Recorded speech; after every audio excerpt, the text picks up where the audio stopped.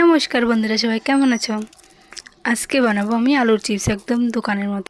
খুব সহজেই কিভাবে তোমরা দোকানের মতো আলুর চিপস বানাতে পারবে সেইটা আজকে তোমাদের বলবো। তো তার জন্য ভিডিওটা স্কিপ না করে সম্পূর্ণটা দেখো। তো যার জন্য সর্বপ্রথমে আলুগুলো নিয়ে নিলাম। আলুগুলো নিয়ে এরকম করে ছুলে নেব। ছুলে নিয়ে আলুগুলো জলের ভিতরে দিয়ে দেব। তারপরে জলের ভিতরে দিয়ে ধুয়ে নেব আলুগুলো ধোয়ার পর চিপস কাটার একটা মেশিন নিয়ে নেব। ওই মেশিনের এই মাঝখানটা আছে যে ওখান দিয়ে কাটবে। তো আমাদের মেশিনটা অনেক পুরানো হয়ে গেছে, তো তাই কাটা যাচ্ছে না। তারপরে লাস্টে দিয়ে আমি অনেক চেষ্টা করেও পারিনি কাটতে। তারপরে বটি দিয়ে অনেক আস্তে আস্তে করে সবগুলো আলু কেটে ফেললাম পাতলা পাতলা করে। তো এখন আলুগুলা ধুয়ে ঝুড়ির ভিতরে মেলে দিলাম যেন জলগুলো শুকায় যায়। এমন করে অনেক পাতলা পাতলা করে কেটে নেবে। দেখো কতটা পাতলা পাতলা হয়েছে, কতটা সুন্দর হয়েছে কাটা। এখন একটু জল নিয়ে নিলাম। জলের ভিতরে একটু নুন দিয়ে দেবো, হালকা একটু হলুদ দিয়ে দেবো। হলুদ দিয়ে এগুলোকে মিক্স করে নেব। এগুলো আলু চিপসের সাথেই দেবো। তো কখন দেবো সেটা দেখতে থাকো। তো এখানে আলুগুলো অনেকটাই শুকিয়ে আসছে, জলগুলো পুরো শুকিয়ে আসছে। এখন কড়ার ভিতরে তেল দিয়ে দিলাম। তেলগুলো গরম হয়ে গেছে, ওর ভিতরে চিপসগুলো দিয়ে দিচ্ছি।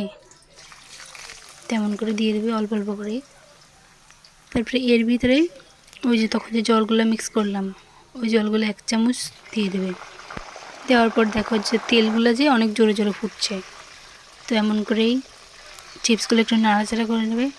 তো কিছু সময় ভেজে নেবে। ভাজতে ভাজতে যখন দেখবে একটু লাল লাল হয়ে আসছে, দেখতে সুন্দর লাগছে চিপসগুলো, যখন দেখো অনেকটাই হয়ে আসছে, এখন আর একটু নাড়াচাড়া করে উঠিয়ে ফেলবো। এখন দেখো কতটা লাল হয়ে গেছে আর মুড়মুড়ে টাইপের হয়ে গেছে, কুরকুরের মতো একদম। তারপর এগুলোকে তেলটা ছেঁকে উঠিয়ে ফেলবো। উঠিয়ে ফেলে ঝুড়ির ভিতরে রেখে দেবে যেন তেলগুলো ঝরে পড়ে যায়। তারপরে গিয়ে আবার একটু দিয়ে দিলাম চিপস, এমন করে সেম নাড়বে। তারপরে জল দিয়ে দেবে। তারপরে গিয়ে আরও একটু নাড়বে কিছু সময় ধরে। তারপরে হয়েই যাবে।